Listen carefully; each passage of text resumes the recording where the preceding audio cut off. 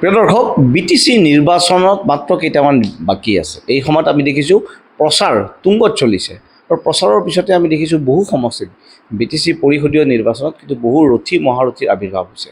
তেনেকুৱা এটা গুৰুত্বপূৰ্ণ সমষ্টি হ'ল ভেৰগাঁও সমষ্টি, ওদালগুৰি জিলাৰ ভেৰগাঁও সমষ্টি। এই ভেৰগাঁও সমষ্টিৰ এইবাৰ BJP দলৰ প্ৰাৰ্থী হৈছে জছৰাং বড়ো আৰু তেখেত ইয়াৰ এগৰাকী বিশিষ্ট সমাজকৰ্মী, এগৰাকী চাহ খেতিয়ক আৰু তেওঁ এই অঞ্চলটোত এক সামাজিক আৰু অৰ্থনৈতিক পৰিৱৰ্তন আনিছে কামৰ জৰিয়তে। তেওঁৰ কি ধৰণে নিৰ্বাচনী প্ৰচাৰ চলাইছে, প্ৰস্তুতি কেনেকুৱা, তেওঁৰ পৰা জানিব বিচাৰিম BJPৰ প্ৰাৰ্থীগৰাকীৰ পৰা। নমস্কাৰ। হয়, আমি আমাৰ যি ভেৰগাঁও মণ্ডল ভাৰতীয় জনতা পাৰ্টীৰ শ্ৰদ্ধাৰ কাৰ্যকৰ্তাসকলে যথেষ্ট নিস্বাৰ্থভাৱে ভাৰতীয় জনতা পাৰ্টীৰ কেণ্ডিডেট তথা মোক জিকাবৰ কাৰণে অহৰহ ৰাইজৰ লগত জনসম্পৰ্ক কৰি আছে, ঘৰে ঘৰে গৈছে, মানে সমাজৰ লগত বহিছে, মানে নিৰ্বাচন প্ৰচাৰটো খুব সুন্দৰভাৱে কৰি আছে। এতিয়া মাথো ৰাইজেও অপেক্ষা 22 তাৰিখ কেতিয়া আহিব, 22 তাৰিখ মানে ভোটদান দিবৰ কাৰণে তেওঁলোকে মাথো অপেক্ষা কৰিছে। আৰু ৰাইজে অলৰেডি সিদ্ধান্ত লৈ পেলাইছে যে ভাৰতীয় জনতা পাৰ্টীৰ এইবাৰ BTCত ৰাইজক সেৱা কৰিবৰ কাৰণে সুযোগ প্ৰদান কৰিব তেওঁলোকে। যদি চাওঁ আমি বড়ো ভূমি BTC বা BTR এই অঞ্চলটোত বড়ো আঞ্চলিকতাবাদৰ বাবে পৰিচিত আছে। বড়ো আঞ্চলিকতাবাদৰ ঠাইত আজি ৰাষ্ট্ৰীয়তাবাদ আহি গৈছে। এই ৰাষ্ট্ৰীয়তাবাদ কিমান আঁকোৱালি লৈছে এই অঞ্চলটোৰ ৰাইজে, বড়ো জাতি জনগোষ্ঠীৰ, বিশেষকৈ সকলো ইয়াত বসবাস কৰা লোকসকলে? চাওক, আঞ্চলিকতাবাদ বা ৰাষ্ট্ৰীয় দল, আমিতো ভাৰতাৰী না, ভাৰতৰে নাগৰিক। BJP কৰ দল? BJP হ'ল ভাৰতৰে এটা ৰাষ্ট্ৰীয় দল।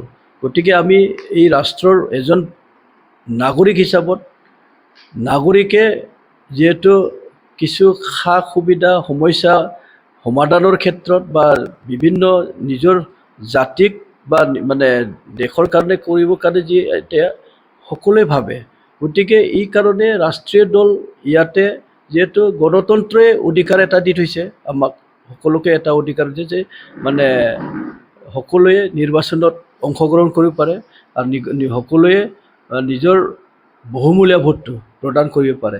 তো আঞ্চলিকতাবাদ হয় 2003 মানে 2003 চনৰ যি BTC গঠন হোৱাৰ পিছত 2005 চনত BPF গঠন হৈছিলে। সেই তেতিয়াৰ পৰা আমি যিহেতু এটা অঞ্চলক লৈ মানে বড়োসকলে কিবা এটা শংকা এটা লৈ তেতিয়া আন্দোলন কৰিছিলে। এই আন্দোলন কৰাৰ পৰাই এটা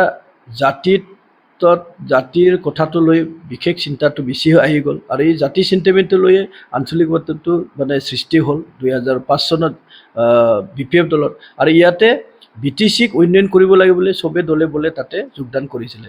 আহি আজি BTR চুক্তি হ'ল, আকৌ তাতো BTR চুক্তিটো মানে সন্মান জনাই UPPL দলক মানুহে ভোটদান কৰিছিলে, যদিও মানে সংখ্যাগৰিষ্ঠতা তেতিয়া পোৱা নাছিলে। তথাপিও BJPয়ে তেতিয়াও ইলেকশ্যন খেলিছিলে আৰু BJP তেতিয়া মানে 2020 চনত যেতিয়া BJPয়ে 9টা চিটত মানে জয়ী হৈছিলে আৰু BJP আৰু UPPL এলায়েন্সত চৰকাৰো মানে চলাইছিলে। কিন্তু ক'ৰবাত নহয় ক'ৰবাত আমাৰ BTC বাকীয়ে অনুভৱ কৰিছে কিবা নহয় কিবা থাকি গৈছে নেকি। আৰু যিহেতু অসম চৰকাৰ আৰু ভাৰত চৰকাৰ BJP দলৰ নেতৃত্বত মানে চলি আছে, গতিকে পোনপটীয়াকৈ যদি আশীৰ্বাদ নাপায়, আমাৰ অঞ্চলৰ অভাৱ অভিযোগ বা আমাৰ অঞ্চলৰ সমস্যাবিলাক পূৰণ নহয়, এইটো মানুহে মানে গম পাইছে। তাৰ কাৰণে মানে ইয়াত ৰাষ্ট্ৰীয় দলক এবাৰ সুবিধা প্ৰদান কৰি এই অঞ্চলত উন্নয়নৰ দিশত লৈ যাবৰ কাৰণে চিন্তা চৰ্চা কৰা হৈছে। আৰু ইয়াৰ কাৰণে ৰাইজেও মানে আৰু জানে যে ৰাইজেও এতিয়া ভাৰত চৰকাৰৰ আৰু অসম চৰকাৰৰ যি আঁচনিবিলাক, গৰীব কল্যাণ আঁচনি বা আপোনাৰ জনকল্যাণ আঁচনিবিলাক, প্ৰতিটো ব্যক্তি কিবা নহয় কিবা আঁচনি চুইছে। গতিকে এই আঁচনিৰ প্ৰতিও আকৰ্ষিত হৈ মানুহে ইয়াতে ভাৰতীয় জনতা পাৰ্টীৰ দৰকাৰ আছে BTCত, এই অনুভৱটো লৈয়ে মানে মানুহে ভোটদান কৰিব ৰাষ্ট্ৰীয় দলক। ইয়াত এটা কথাও আমি স্পষ্ট কৰিছোঁ যে আমি যদিও বিজেপি ইয়াতে চৰকাৰ চলাবলৈ বা ৰাইজে আঁকোৱালি লৈছে, ইয়াৰ কাৰণে BPF বা UPPলে শংকা ভুগিব লগা দৰকাৰ নাই। কাৰণ তেওঁলোকক সন্মান জনায়ে বিজেপিয়ে সদায় মানে আগুৱাই লৈ যাব বিচাৰিছে।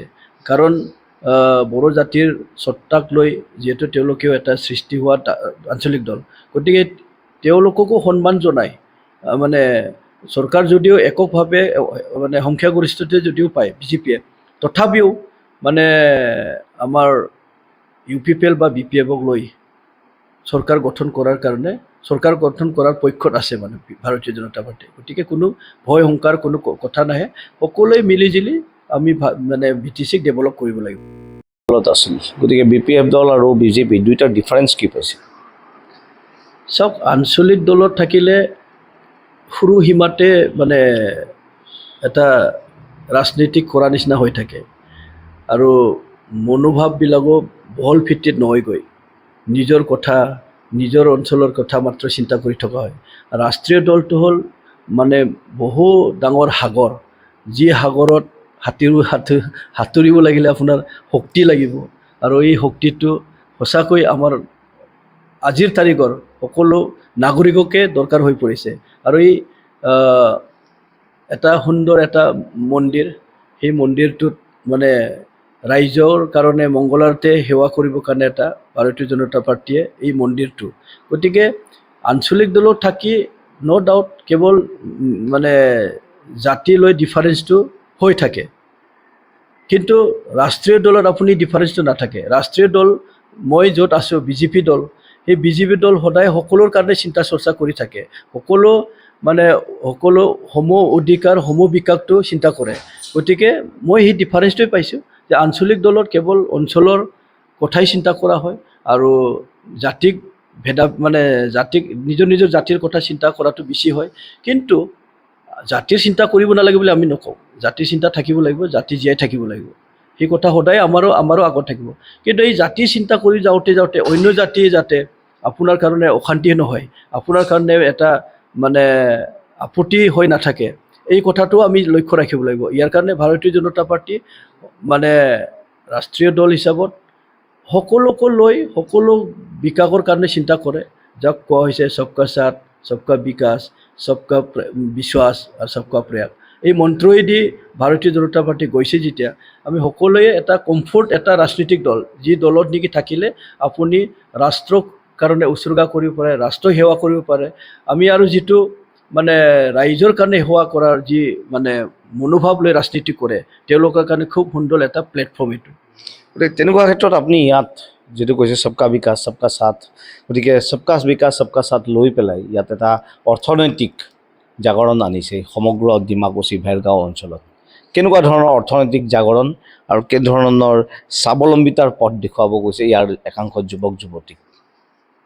নহয় চাওক, এসময়ত আমাৰ মানুহ কেৱল এইখিনিতে ৰৈ পিনি বাহিৰত যাব বিচৰা নাছিলে, যাৰ কাৰণে অৰ্থনীতি যদি উন্নয়ন হ'ব লাগে আমি বাহিৰৰ লগতো কানেকশ্যন হ'ব লাগিব, বাহিৰতো ওলাব লাগিব। কাৰণ এই অঞ্চলত কিমান প্ৰডাকশ্যন আছে, কিমান মানে মানি ফ্ল' আছে, হয় নহয়, টকা ফ্ল'টো হ'ব লাগিব। গতিকে টকা ফ্ল' বা অৰ্থনৈতিক মানে ডেভেলপ কৰিব লাগিলে আমি বাহিৰা মূলকৰ লগতো বাহিৰা অঞ্চলৰ লগতো আপুনি কানেকশ্যন থাকিব লাগিব। তো ইয়াৰ লগে লগে আকৌ এটা কথাও চিন্তা কৰিব লাগিব, আপুনি আপোনাৰ অঞ্চলৰ যি যুৱক যুৱতী বা যিসকল মানে নতুন প্ৰজন্ম, তেওঁলোকে কৰ্মসংস্থাপন পাব লাগিব। কৰ্মসংস্থাপনটো আজিৰ তাৰিখত আপোনাৰ চাকৰি বাকৰিৰ ক্ষেত্ৰতেই বেছি এডুকেশ্যন লাইনটো চিন্তা কৰে, গাৰ্জেনো চিন্তা কৰে, ল'ৰা ছোৱালীও চাকৰি এটা পালে ভাল হয় এই কথাটো চিন্তা কৰে। কিন্তু আজিৰ তাৰিখত চৰকাৰী চাকৰিনো কিমান পাব? গতিকে তেওঁলোকক মানে আমাৰ তাত মাটি এভেইলেবল আছে, আমাৰ তাত মানে মেন পাৱাৰ আছে, গতিকে তেওঁলোকক লৈ আমি কেনেকৈ মানে পজিটিভলি ইউটিলাইজ কৰিব পাৰিব, সেইটো চিন্তা চৰ্চা কৰি এইটো মেকানিজম বনাই আপুনি আগুৱাই যাব লাগিব। মানে কৰ্মদক্ষতা তথা স্কিল কৰি পিনি স্কিল ডেভেলপ কৰি তেওঁলোকক কেনেকৈ আমি সংস্থাপন কৰিব পাৰে, সেই কথাটো আপুনি চিন্তা কৰিব লাগিব, আমি চিন্তা কৰিব লাগিব। তো আমাৰ অঞ্চলটো এসময়ত খুব সমস্যাৰে জৰ্জৰিত আৰু অশান্তি জৰ্জৰিত আছিলে।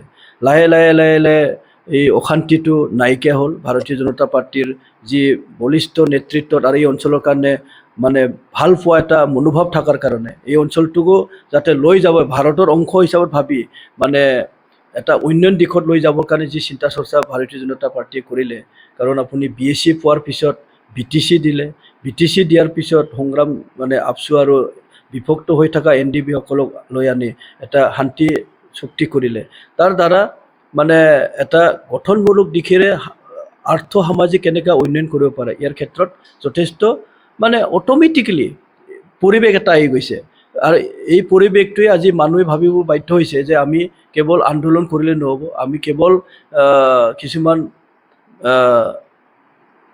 যি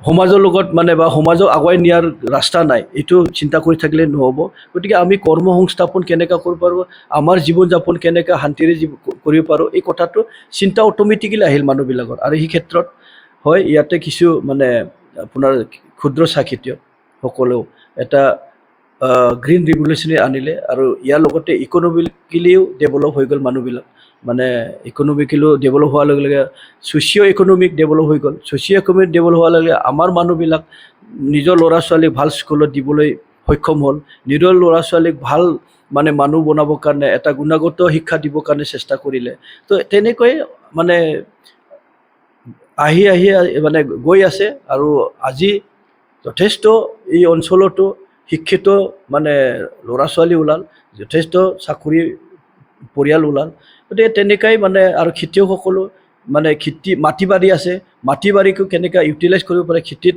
উপযুক্ত কৰিব পাৰে এই ক্ষেত্ৰত মানে গুড মানে এটা কোৱালিটি ফাৰ্মাৰো ওলাই আছে ইয়াৰ কাৰণে চৰকাৰে যথেষ্ট কাম কৰিছে চৰকাৰে আঁচনি তৈয়াৰ কৰিছে এই আঁচনিবিলাকো যদিও আজি তাৰিখলৈ স্বচ্ছতাৰে বা তেনেকৈ একটা 100% মানে কিবা হোৱা নাই ইউটিলাইজ হোৱা নাই চৰকাৰী আঁচনিবিলাক এইবিলাক যদি আৰু এটা আমি মানে অলপ ছাপোৰ্ট কৰোঁ বা তেনেকুৱা এৱাৰনেছ কৰি যদি আমি কৰিব পাৰোঁ নিশ্চয়কৈ আমাৰ খেতিয়ক ওলাব ভাল ব্যৱসায় ওলাব সেই ক্ষেত্ৰত আঁচনি আছে আঁচনিবিলাক যদি মানে যিহেতু আমি এই অঞ্চলটো এটা গৰীব অঞ্চল ঘৰবিলাক তেনেকুৱা মানে ফাইনেন্সিয়েল চাউণ্ড নহয় ল'ৰা ছোৱালীবিলাক যিবিলাক আনএমপ্লয় আছে তেওঁলোকক আমি ফাইনেন্সিয়েলি চাউণ্ড বা ফাইনেন্সিয়েলি অলপ ছাপোৰ্ট কৰি লৈ যাব পাৰিলে নিশ্চয়কৈ আৰু ইয়াত ছ'চিঅ' ইকনমিক ডেভেলপ হ'ব যিটো 22 তাৰিখে ভোটৰ দিন গতিকে কিমান ভোটত কাক পৰাজিত কৰিব বুলি আপুনি ভাবে কোন দলৰ প্ৰাৰ্থীক কিমান ভোটত পৰাজিত কৰি বিজয়ী হ'ব বুলি ভাবে না ইয়াতেতো ভেৰগাঁও সমষ্টিটো BJP